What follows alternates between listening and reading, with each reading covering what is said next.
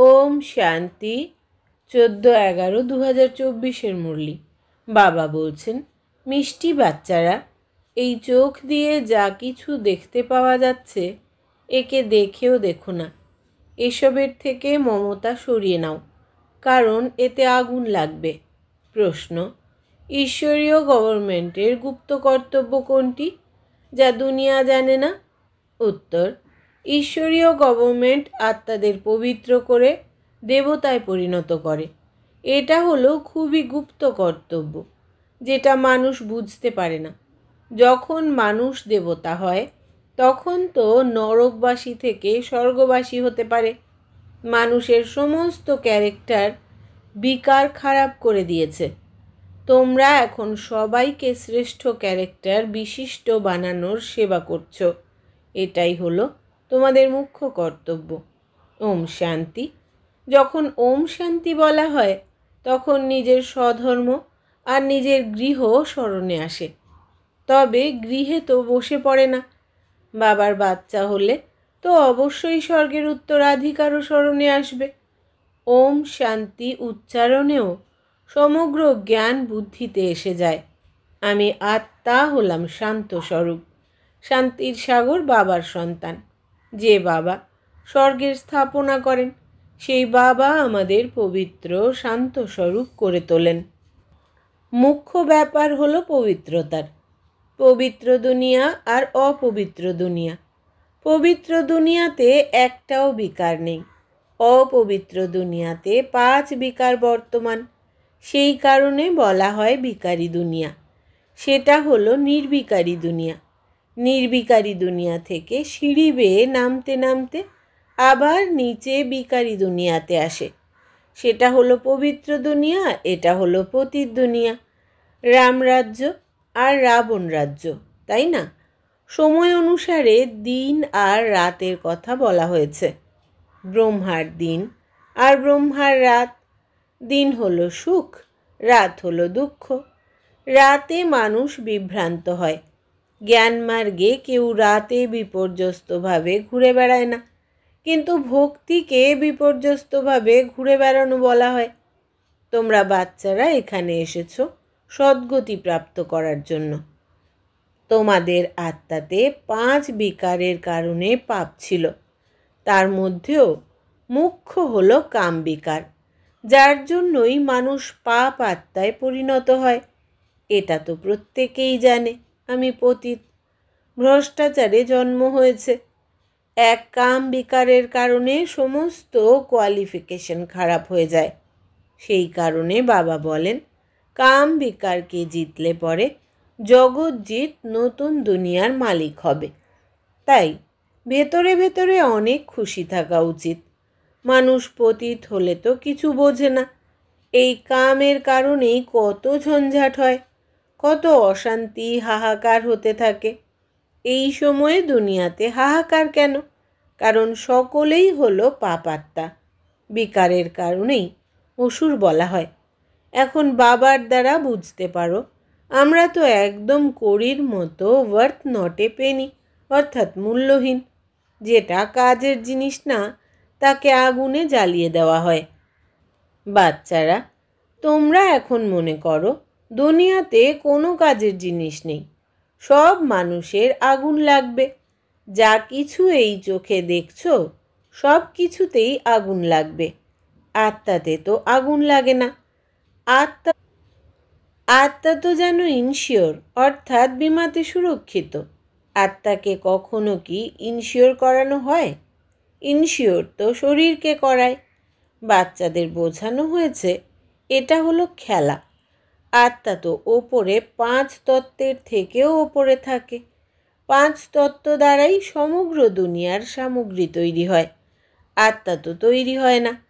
আত্মা তো হলো শাশ্বত। শুধুমাত্র পুণ্য আত্মা পাপ আত্মা হয়ে ওঠে। 5 বিকারের দ্বারা আত্মা কত কলুষিত হয়ে যায়।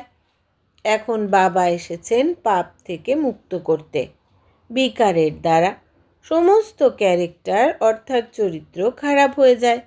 ক্যারেক্টার্স কাকে বলে এটাও কারো জানা নেই। গাওয়াও হয় পাণ্ডব রাজ্য, কৌরব রাজ্য। এখন পাণ্ডবকে এটাও কেউ জানে না। এখন তোমরা বুঝতে পারো যে আমরা হলাম ঈশ্বরীয় গভর্নমেন্টের। বাবা এসেছেন রাম রাজ্য স্থাপন করতে। এই সময় ঈশ্বরীয় গভর্নমেন্ট কি করে?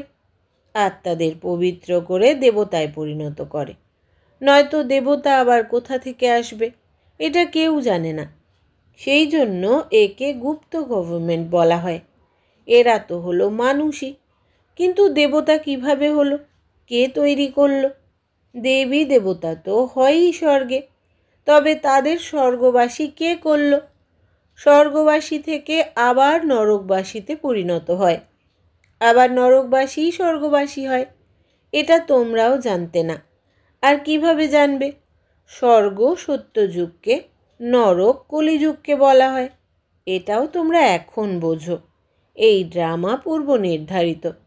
এই অধ্যয়ন হলোই পতিত থেকে পবিত্র হওয়ার।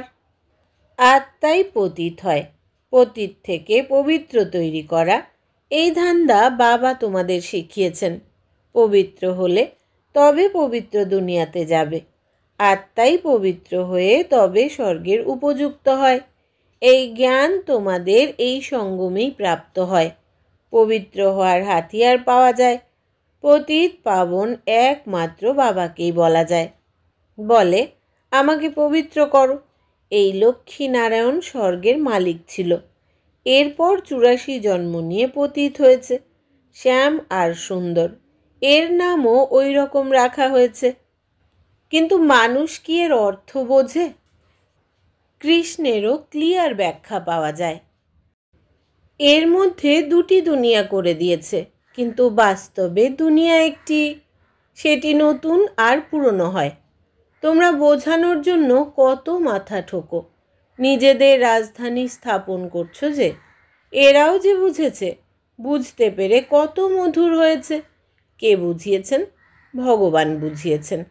লড়াই ইত্যাদির কোনো ব্যাপারই নেই। ভগবান কত বিচক্ষণ, নলেজফুল করে তোলেন। শিবের মন্দিরে গিয়ে নমস্কার করে, কিন্তু সে কি, কে হন এটা কেউ জানে না। শিব কাশী বিশ্বনাথ গঙ্গা, হর হর মহাদেব কাশী বিশ্বনাথ গঙ্গে, ব্যাস শুধু বলতেই থাকে।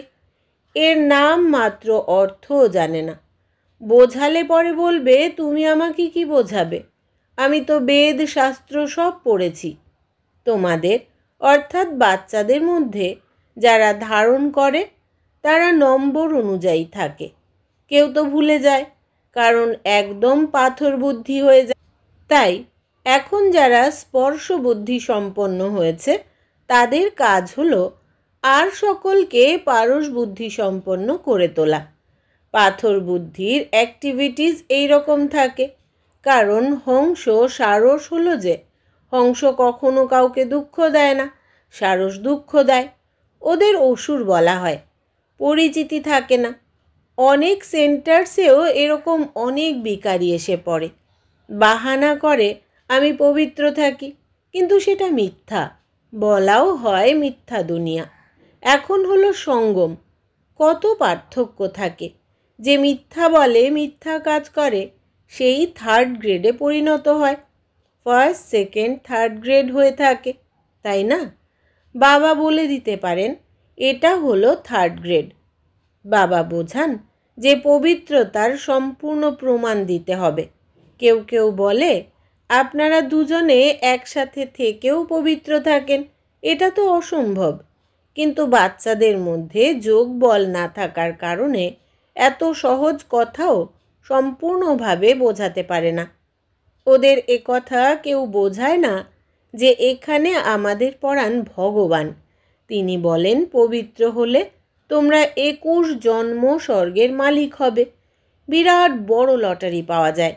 আমাদের আরোই খুশি হতে থাকে। কোনো বাচ্চা গন্ধর্ব বিবাহ করে, পবিত্র থেকে দেখিয়ে দেয়।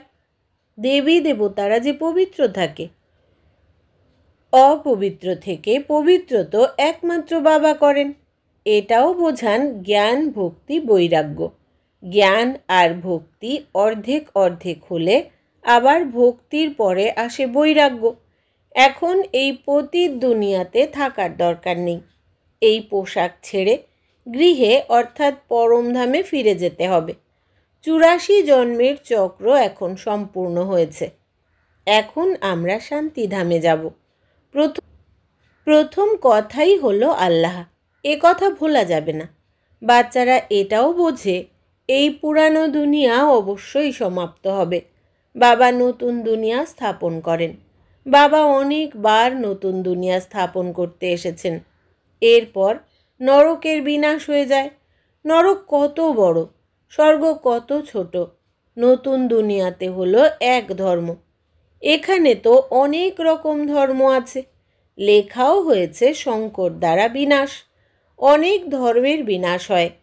আবার ব্রহ্মা দ্বারা এক ধর্মের স্থাপনা হয়ে থাকে। এই ধর্ম কে স্থাপন করেছেন? ব্রহ্মা করেননি তো। ব্রহ্মাই পতিত থেকে আবার পবিত্র করে তোলেন।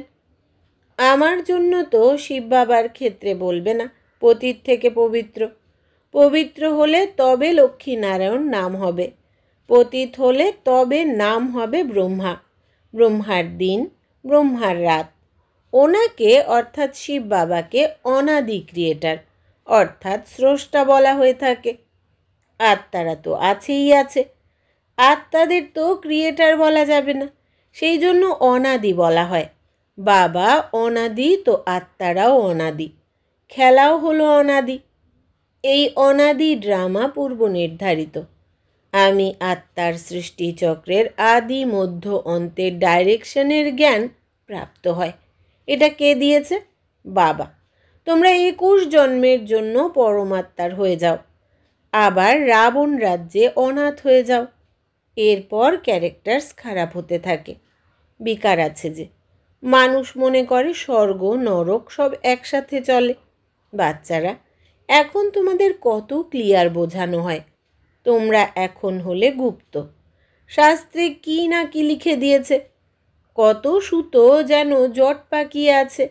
বাবাকেই বলে, আমরা কোনো কাজেরই নই এখন। এসে পবিত্র করে আমাদের ক্যারেক্টার সংশোধন করে দাও। তোমাদের ক্যারেক্টার্স কত সংশোধন হয়েছে। কেউ তো আবার সংশোধিত হওয়ার পরিবর্তে আরোই খারাপ হয়েছে। আচার আচরণ থেকেই বুঝতে পারা যায়। আজ হংস বলে, কাল সারস হয়ে পড়ে। দেরি হয় না। মায়াও খুব গুপ্ত। এখানে কি আর কিছু দেখতে আছে? বাইরে বের হলে দেখা যায়। তারপর আশ্চর্য রকমভাবে শোনে। অপরকে শোনায়, তারপর নিজে পালিয়ে যায়। এত জোরে পড়ে যায় যে হাড়গড়ি ভেঙে যায়। এ হলো ইন্দ্রপ্রস্থের কথা। বুঝতে তো পেরেই যায়। এরকম কারোর আবার সভাতে আসা উচিত নয়। অল্প স্বল্প জ্ঞান শুনলে পরে স্বর্গে এসেই যায়। কিন্তু জ্ঞানের বিনাশ হয় না। বাবা এখন বলেন, পুরুষার্থ করে উচ্চ পদ প্রাপ্ত করো। যদি বিকারের মধ্যে থাকো তো পদস্খলন হয়ে যাবে। তোমরা এখন বুঝতে পারো এই চক্র কিভাবে আবর্তিত হয়। বাচ্চারা, এখন তোমাদের বুদ্ধি কত পরিবর্তিত হচ্ছে। তবুও মায়াও অবশ্যই ধোঁকা দিচ্ছে। ইচ্ছা মাত্রম অবিদ্যা। কোনো ইচ্ছা যদি রাখলে তো গেলে, ওয়ার্থ নট এ পেনি, মূল্যহীন হয়ে পড়ে। ভালো ভালো মহারথীদেরও মায়া কোনো না কোনোভাবে ধোঁকা দিয়ে দেয়। এরপর সে হৃদয়ে জায়গা পেতে পারে না। কোনো বাচ্চা তো এমনও হয় যে বাবাকেও শেষ করে দিতে দেরি করে না, পরিবারকেও শেষ করে দেয়। তারা মহান পাপাত্মা। রাবণ কি করে দেয়। খুবই ঘৃণা আসে।